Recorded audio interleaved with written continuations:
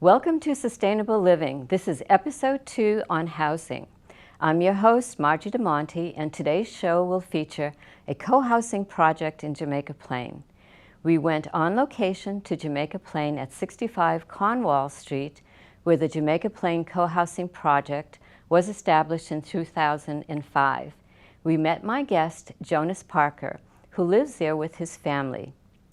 He took us on a tour and explain the steps involved in organizing this endeavor. So let's meet my guest, Jonas Parker, and then take the tour. Exactly what is co-housing? Sure. Yeah, so co-housing is a model of cooperative living in the sense that everybody knows each other, like you know your neighbors and you help your neighbors out. It's a form of intentional living where what's very important is active participation.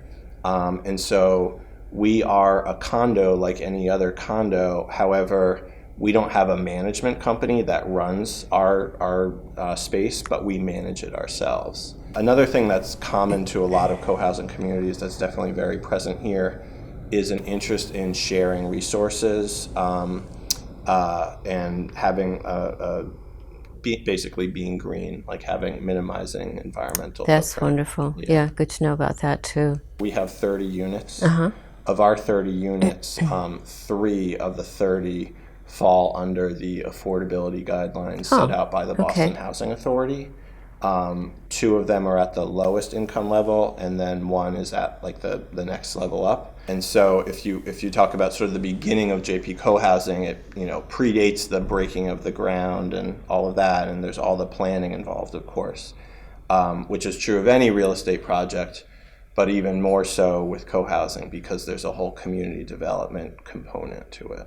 So would you like to talk a little bit about just how it began and what some of the difficulties might have been? I assume having a 30-unit condo, you're dealing with a lot of people, just how it began and some of the steps. And just to be clear, so I am not one of the original founders.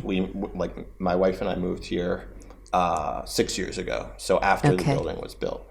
So I don't want to misrepresent as being part of that initial group, but basically there was it goes back to one family, I believe, initially, or one couple, Diane and Dave, and they were interested in this model of cooperative housing for a long time.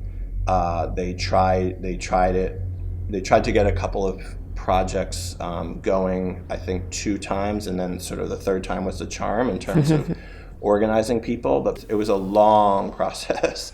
Because again, there's the part about recruiting people who want to live here, and then there's all the things involved in making a real estate project happen.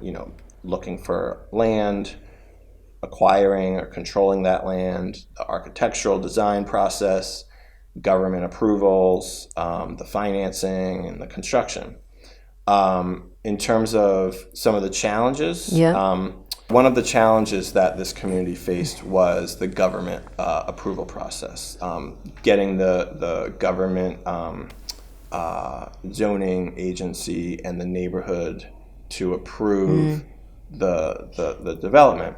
It turns out that I didn't know this, but the neighbors who abut the property actually have a fair amount of sort of veto power to say whether they like the design of a new building or not, whether it's going to interfere with views or cause traffic, and is there enough parking.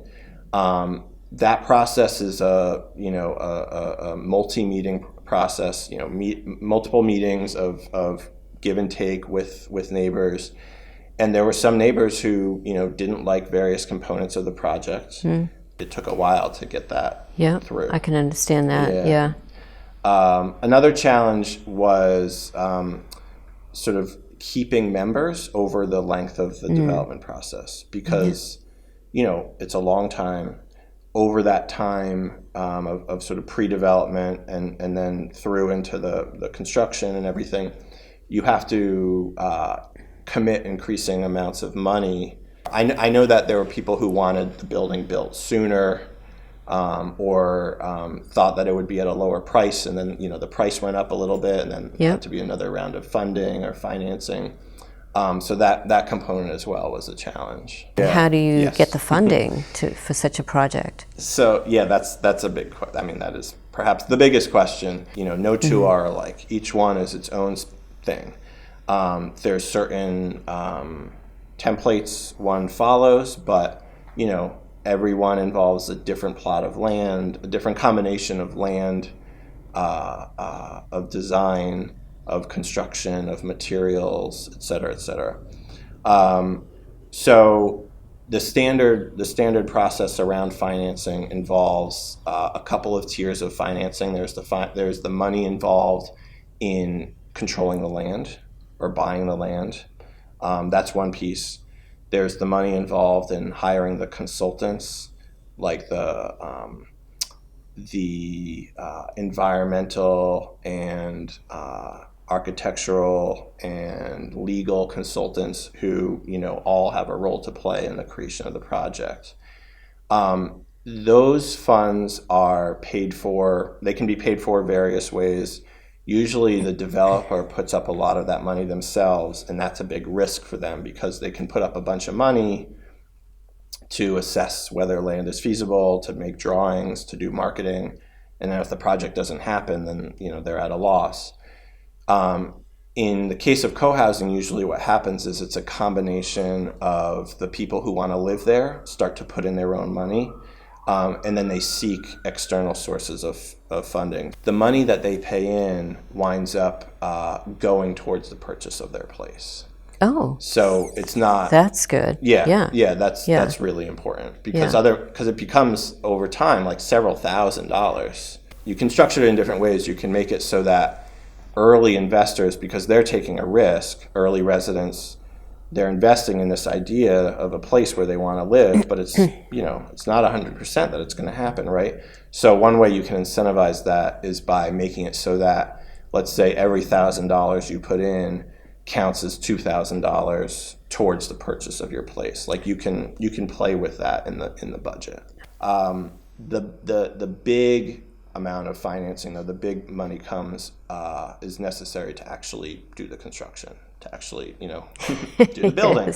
Yes. So that's done through a traditional real estate loan with a financial institution. Okay. And at that point, you need to show, the bank of course wants to minimize their risk. They want to be as close as possible as they can to ensure that they're going to get paid back. So there's certain things you need to show them that makes them think that this is going to be a successful project.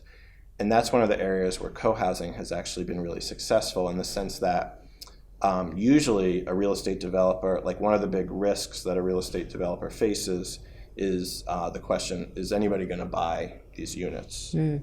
With co-housing, by the time you go to the bank for that construction loan, the units are generally 100% pre-sold. Oh. Banks really like that. Like the experience has been that banks really like co-housing projects that have made it to that stage because it's a surefire bet. They know it's going to be purchased. Can you talk a little bit about how much a condo would cost? Low 300s to 500,000-600,000. My understanding is that is sort of going market rate for similar sized condos in Jamaica Plain. Well, how many square feet for I'm sure that they're different. So there's different layouts. We have studios, 1 bedrooms, 2 bedrooms, several 3 bedrooms, and maybe 1 4 bedroom. But for example, I can tell you for our unit, just under 900 square feet, we bought it 6 years ago for $333,000. Wow. Okay. The value has gone up significantly because Jamaica Plain is a hot neighborhood. Yeah. I think Boston's considered like the 3rd most expensive city in the country, actually. It's really, so affordability is a real challenge. Yeah. Boston is not affordable, essentially, and we can talk more about that. How can you, in Boston and in the greater Boston area, how do you make units more affordable? Yeah. But yeah, I mean, any condo, including co-housing, if you're going by market rate, I don't think it is, generally speaking, affordable. Yeah, I know. It's quite an issue. I knew when I started this project, I didn't realize the tunnel I was going in as far as affordability. It's very difficult to have that happen. And can you tell us about what other community areas here and how people share their resources? Sure. So we're sitting in what we call our great room. So this is an event room that seats somewhere around 80 people. Probably can fit more. In this room, we have community meals, community events. This weekend, we have what we call Cabin Fever Day, where there's this sort of, there'll be tap dancing, games, wine tasting, a ping pong tournament. That won't be in this room, but a talent show, a meal, all sorts of stuff happening here. You can reserve this room.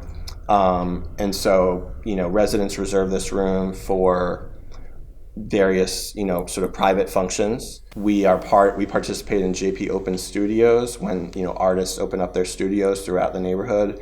Several artists who live here will bring down their wares, and display them here in this room. We also participate in JP Porch Fest, where where musicians go out on their porches. So that brings us to another space, which is the courtyard outside, which is a wonderful green space that we have, and that's where we have Porch Fest. So attached to the great room are 2 rooms. There's the community kitchen, which is a large kitchen that you can prepare like community meals. Everybody has their own kitchen in their own unit, to be clear. So it's not like a co-op type of situation. I think that's an important distinction. Like most people, myself included, probably wouldn't want to live in a place where I had to share the kitchen with everybody. Yeah. I still have my own kitchen, but when I want to do a larger meal and for community meals, et cetera, we have this wonderful common kitchen. Also attached to the great room is a children's playroom, which is a great shared resource. It allows children of different ages to play together, and that's their room. Like it's my son's house. It's my son's playroom as well as Sebastian and Wendy's playroom. 2 other kids who are the same age. They all can play there. It's all it's their room. So other shared rooms or other common rooms. So there's a living room where folks, have sort of more quiet reading, conversations, etc. We're lucky enough to have a Steinway piano as well in that room. It was donated from a resident. Downstairs in this building, there's storage. Like everybody has a storage space. There's a rumpus room, we call it, that has. There's sort of 3 parts to that room. There's couches and a projector to watch movies and play video games. Although we have a rule, you can't do that stuff by yourself. If you want to do those in the common space, if you want to do that stuff by yourself, then you should be doing, then do it at home. There's ping pong table and an air hockey table, and there's exercise equipment all in that room. Oh. So that's a great room. That's a good room. Very popular. There is guest rooms. There's 2 guest rooms so that, for guests who are staying overnight. That's very, very popular. And that's a huge asset, because, again, everybody's space is pretty small. So the ability to host guests and also to have a little bit of privacy is really, really nice. There's also an office space that has 3 private offices within it, as well as a couple of more open, like sort of shared workspace that allows people to work from home. A couple people, we have a couple of therapists who live here, and so they share one of the rooms, and it's a therapy space. So the courtyard is a big open green space where lots of children playing, of course. It has what we call the porch, which is just outside here, a paved part of the courtyard where we have outdoor seating and a couple of barbecues. That's kind of, I think that's most people's favorite location in this at co-housing once it gets warm out, because it's basically, you just go and sit out in the sun. And what's really nice is a lot of people throughout the entire summer and whenever it's warm enough to sit out there will make their meal at home, but then bring it outside and sort of sit together and barbecue together, whatever, and sit together for meals. And it's a big enough space that you can break up into different groups, etc. So it's really, really nice to have. Also within the courtyard is composting and a community garden. So the community garden has fruits and vegetables that anybody in the community can pick. And there's also a really nice herb garden over here that again, is for use by anybody in the community. The other building, which has the bike parking as well as a workshop. And the workshop is sort of a big sprawling workshop that takes up half the basement that allows us to do a lot of repairs and building because we're a self-managed condo. So all the repairs and building of various things can happen down there, as well as all the tools can be stored down there, which is really, really nice because otherwise, well, first of all, not everybody has to have the power, their own power drill, their own whatever, hammers and nails. Like we have set organized tools down there. And so that sort of reduces the footprint. But in addition to that, we have a bunch of people who are very skilled with that stuff. And so for somebody like me, I actually grew up not being very handy at all. Like I just never learned those things. But by living here and getting to work side by side with folks who are more skilled with that stuff, it's allowed me to develop some of my own skills in that area. So that's been really nice as well. Yeah. So I think that covers the main common spaces. Great. I mean, it really feels like it's very inclusive, that they're in just so much community sharing. And I like the fact that you said that you didn't grow up knowing much about tools and things like that, but that people also share their resources, their experience, and that really makes it so much more inclusive and, a great community. That's right. Yeah. That's right. Okay, so thanks for really explaining your project and how it started and the progress of it.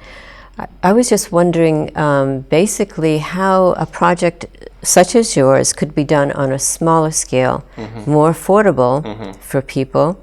I don't really know a community, but we can just in general just talk about somewhere.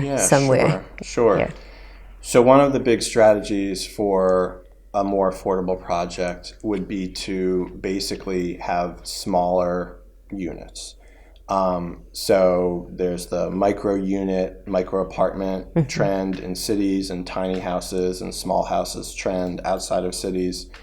I think those hold real potential for the co-housing model, because what we've seen in co-housing is there's a trend towards private residents having smaller individual units and larger common space. Yeah. So people realize, hey, I don't need my own TV room. There's this question, I think, in the co-housing space around how small can it be? Yeah. And, how few units can you have? Generally, what I hear is something like 24 to 36 units is like this sweet spot. And the reason why is because if you go much smaller than that, you could have a co-housing community of something like 8 or 10 or 12 units, and you would just need to adjust in terms of what are we committing to here. If you're that small, then you probably aren't going to have as big of a building and therefore as many as many common chores to undertake. So there's just not as much work to be done, in other words, and so you can probably get by with having fewer people.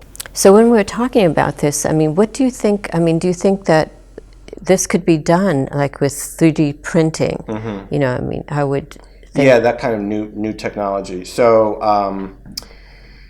I know that prefab construction is a big trend right now in architectural and design space. And you know, 3D printing, the technologies we're seeing advance at a rapid pace. I think that there is a lot of potential there. There's not a lot of proof yet in the marketplace, but I think we will definitely see that in the next 5 to 10 years. There are I happen to be colleagues with an architect at a large architectural firm they're looking at this exact question. Specifically around micro units, smaller apartments. How can we design those apartments, go through the entire design and approval process, and so that the architectural drawings can be essentially be run through a computer program that outputs. These are all the materials that need to be produced, like a full list of construction materials, and that can then guide the construction process, including 3D printing, including like sort of plans and designs and the code for a 3D printing project. So I think those pieces are starting to come together, and I know that architectural firms are starting to look at how can we do that. Which actually I think once the technology is there, will actually make things more affordable, because there's a lot of waste, frankly, in the construction process, just in terms of getting all the materials and having extra materials or having the wrong materials and delays caused for all these things. If you have sort of a perfect sync up of the design and the architectural drawing to the actual materials and even the printing of those materials in the case of 3D printing, that just makes the process much more efficient. Yeah, I've recently read an article on construction, and they say about 50% of the water supply is used in construction. That's a lot of water. Yeah. And they say about 10,000 people per year in the construction industry are killed on the job. Wow. So it's dangerous, it's costly, and I think we can really do need to start looking at maybe 3D printing could be a more economical, safer way to go. I don't want to put down the construction business, because it certainly is a valuable and a lot of times underrated industry, but I mean, I'm just thinking of future about more affordability and faster way of going. Yeah, I mean, I can't envision a future where there's no construction, at all, in terms of where you wouldn't need people and everything would be done by machines. But I think it would more be 3D printing as a sort of complementary process. Well, thank you, Jonas, so much for allowing us to come in here and seeing the project, everything that you've shared with us. It's just wonderful, and your expertise in this subject matter. So again, I just really want to thank you for your time and effort. Yeah, my pleasure. Thank you for watching. This is Margie DiMonte with Sustainable Living, Part 1 on housing. Please be sure to watch the show on ACMI TV. And please stay tuned for Part 2 of this episode on housing, where we will explore more affordable and alternative approaches to housing, such as smaller units, modular housing, refurbished factories, and 3D printing of houses.